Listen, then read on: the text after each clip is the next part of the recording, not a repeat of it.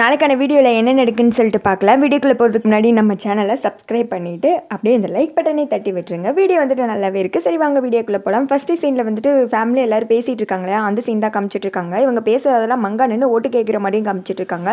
அத்தை, இது எல்லா பிரச்சனைக்கும் நான் தான் காரணம், என்னை மன்னிச்சிருங்க அத்தை, நான் தான் இவர்கிட்ட சத்தியம் வாங்கிட்டேன் அப்படின்னு சொல்ல, ஏன் கஸ்தூரி ஏன் இப்படி பண்ண, உங்கள் 2 பேரும் காணாமல் நான் எங்கள் எவ்வளோ கஷ்டப்பட்டு தெரியுமா அப்படின்னு சொல்ல, ஆமாம்மா ஏதோ ஒரு காரணம் இருக்குது, எதுக்காண்டி இப்படி பண்ண சொல்லு கஸ்தூரி அப்படின்னு சொல்ல, கஸ்தூரி வந்துட்டு அது வந்து அப்படின்னு சொல்லிட்டு தடுமாறிட்டே இருக்க, சந்திரசேகரே சொல்லிடுறாங்க, அம்மா இவ வந்துட்டு சொல்ல மாட்டா, இது எல்லாத்துக்கும் காரணம் அந்த ராஜவேலு தான், இவளை கடத்தி வந்துட்டு கொலை பண்ண பார்த்துருக்கான், இப்போ கூட அன்பரசியையும் கஸ்தூரியும் வந்துட்டு ரிஷி தான் காப்பாற்றி கூட்டு வந்திருக்காரு அப்படின்னு சொல்லிட்டு நடந்தது எல்லாத்தையுமே சொல்கிறாங்க. இதை கேட்டது மங்கா வந்துட்டு ஐயோ அப்படின்ற மாதிரி ஷாக்காகி போய் பார்த்துக்கிட்டு இருக்காங்க.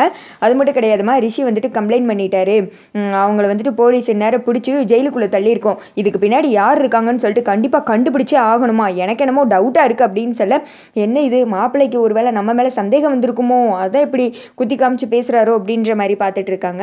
சே அவனா நல்லா இருப்பானா, நாசமாக போக இப்படி வந்துட்டு பாடுபடுத்தியிருக்கானே அப்படின்னு சொல்ல, அதெல்லாம் இருக்கட்டும், நீ ஏன் சத்தியம் வாங்கின அப்படின்னு சொல்ல, அன்பரசியோட உயிருக்கு ஆபத்து ஏதாவது இருக்கோ அதனால சத்தியம் வாங்கினையா, அந்த காரணம் என்னன்னு தெரிஞ்சுக்கணும்ல அப்படின்னு சொல்ல, அது வந்து அப்படின்ற மாதிரி கஸ்தூரி சொல்லாமல் தயங்குறாங்க. அப்போ வந்துட்டு அன்பரசி மனசில் நினைக்கிறாங்க, மங்கா பாட்டியையும் சிவகாமி சித்தையும் காட்டிக்க கொடுக்கக்கூடாதுன்னு தான் அம்மா இப்படி வந்துட்டு சமாளிக்கிறாங்க அப்படின்னு நினச்சிட்டு, சரி விடுங்க போனது முடிஞ்சு, இனிமேல் வந்துட்டு நீ போய் ரெஸ்ட் எடுப்போம் அப்படின்னு சொல்லிட்டு ஜானகி வந்துட்டு அமுச்சு வைக்கிறாங்க. ஒரு ரூமை நான் வந்துட்டு ரெடி பண்ணி வச்சிருக்கேன் அப்படின்னு சொல்லிட்டு, அன்பரசியும் சரிம்மா நீங்கள் ரெஸ்ட் எடுங்க, நான் அப்புறமேட்டு உங்களை வந்து பார்க்குறேன் அப்படின்னு சொல்லிட்டு மஞ்சுவும் வந்துட்டு கிளம்பிடுறாங்க.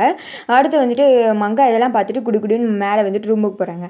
அந்த பக்கம் வந்துட்டு, அம்மா என்னம்மா இப்படி உட்காந்துட்டு இருக்க, இங்கே பாரு யாரோ உனக்கு ஃபோன் போட்டிருக்காங்க, ஏதோ 1 கோடின்னு வேற இருக்குமா, பேசுமா அப்படின்னு சொல்லிட்டு அனன்யா நின்று கத்திட்டு இருக்காங்க. அவங்க அம்மா தான் அங்கே ஷாக் ட்ரீட்மெண்ட் கொடுத்த மாதிரி அதிர்ச்சியில் உறைஞ்சி போயிலாம் இருக்காங்க. அவங்க அந்த தன்னையே அறியாமல் அப்படியே உட்காந்துக்கிட்டு இருக்க, என்னம்மா நீ இப்படி இருக்க, 1 கோடின்னு வேற சேவ் பண்ணியிருக்க, யாருமா இது அப்படின்னு சொல்ல, அந்த பக்கம் வந்துட்டு விஸ்வாவோட அண்ணன் தான் அலோ அப்படின்ற மாதிரி சொல்லிட்டு இருக்காங்க. கௌசல்யா வேற வெளியில் நின்றுக்கிட்டு, என்ன இது இவருக்கு கதவே ஓப்பன் பண்ண மாட்டேங்காரு, என்னங்க அப்படின்னு சொல்லிட்டு அவங்க வெளியில் நின்று கௌசல்யா கதவை தட்டிக்கிட்டு இருக்கா. இங்கிட்டு வந்துட்டு சிவகாமி வந்துடுறாங்க.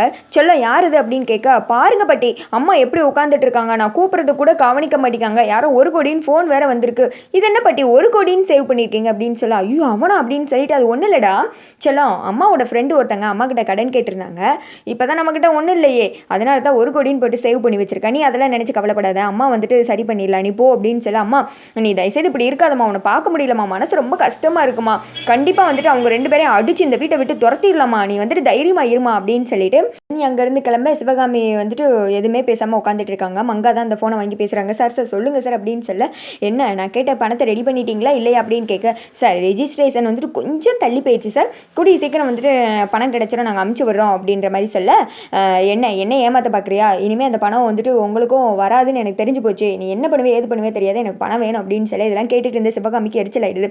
டேய் என்னடா நானும் பார்த்துட்டு இருக்கேன், ரொம்ப ஓர போய்கிட்டு இருக்கேன், நானே இங்கே ஒன்றும் இல்லாமல் உட்காந்துக்கிட்டு இருக்கேன், பணம் வேணுமா, பணம் நீ என்ன பண்ண முடியுமோ பண்ணிடா, போலீஸ் தானே அமுச்சு விட போகிறேன், அமுச்சு விடுப்போ அப்படின்னு சொல்லிடுறாங்க கோவத்தில். என்ன சிவகாமி நீ பாட்டுக்கு லூஸ் மாதிரி பேசிகிட்டு இருக்கா, சார் நீங்கள் மன்னிச்சிருங்க சார், அவள் ஏதோ கோவத்தில் தெரியாமல் பேசிட்டா சார் அப்படின்னு சொல்ல, நான் போலீஸ்க்கு அமுச்சு விடுறது பெரிய விஷயம் கிடையாது, அமுச்சு விட்டா பின்விளைவை யோசித்து பாருங்க அப்படின்னு சொல்லிட்டு அவன் அந்த திக்க மாட்டிக்கிட்டு இருக்க, சார் அதெல்லாம் மனசில் வச்சுக்காதீங்க சார் அப்படின்னு சொல்லி சிவகாமி வேறு சும்மா இருக்காம, டே தைரியம் இருந்தால் அமுச்சு விடுறா, பெரிய இவன் மிரட்டுறானாக்கும், நான் இங்கே இருக்கிறதுக்கு ஜெயிலில் போய் இருந்துடலாம், இவன்கிட்ட டெய்லி மிரட்டி சாகுறதுக்கு அப்படின்ற மாதிரி ரொம்ப எமோஷனலாக பேச, இங்கிட்ட வந்துட்டு மங்கா சார் விட்டுருங்க சார், நான் எப்படியாவது பணம் கொடுத்துறேன் சார் அப்படின்னு பேசிகிட்டு இருக்காங்க. அடுத்து வந்துட்டு அன்பரசியும் மஞ்சும் காமிச்சிட்டு இருக்காங்க. மஞ்சு குடுன்னு ஓடி வந்து, அன்பு இன்னைக்கு நான் ரொம்ப ஹாப்பியாக இருக்கேன் அப்படின்னு சொல்லிட்டு சொல்லி அன்பரசியை போட்டு சுற்றுறாங்க. ஆனால் நான் இன்னும் முழுசாக ஹாப்பி ஆகலை, அது வந்து அப்படின்ற மாதிரி யோசித்து பார்க்குறாங்க. குறிச்சிக்கு வந்து அன்பரசி கிட்ட ஒன்று சொல்லியிருப்பாங்க, அதை யோசித்து பார்த்து ஃப்ளாஷ்பேக் போகிறாங்க. உங்களால் தான் குருஜி எல்லாமே நல்ல விதமாக முடிஞ்சிச்சு, எத்தனை அசிங்கம் எத்தனை போராட்டம், இதுக்கப்புறம் என் குடும்பமே எனக்கு கிடச்சிருச்சு அப்படின்னு சொல்ல, இன்னும் வந்துட்டு எதுவுமே முடியவே இல்லை, நான் சொன்ன பிரச்சனை எல்லாம் இனிமே தான் வரப்போகுது, இனிமே தான் தீவிரமாக பயங்கரமாக இருக்க போகுது, இனிமேல் நீ எடுத்து வைக்கிற ஒவ்வொரு அடியும் பார்த்து எடுத்து வைக்கணும், உன்னோட பிறந்த வீடு நீ போக போகிற புகுந்த வீடையும் தான் சேர்த்து சொல்கிறேன், நீ எடுத்து வைக்கிற அடியில் ஒரு அடி தப்படி எடுத்து வச்சா கூட 2 குடும்பத்துமே வந்துட்டு பெரிய ஆபத்தில் கொண்டு போய் விட்டுரும், நீ வந்துட்டு இனிமேல் பார்த்து போங்கம்மா, அப்படி மட்டும் இல்லைன்னு வச்சுக்கோங்க, அது வந்து அப்படின்ற மாதிரி குறிச்சி சொல்ல தயங்குறாங்க. அப்படி இல்லைனா அப்படின்ற மாதிரி அன்பரசி கேட்க, உண்ணாகாது அந்த முருகனோட தோணை உனக்கு இருக்குது, எல்லாம் பார்த்துக்குருவாங்க அப்படின்னு சொல்லிட்டு குறிச்சி எதையும் சொல்லாமல் தயங்கிட்டு அங்கேருந்து கிளம்பிடுறாங்க.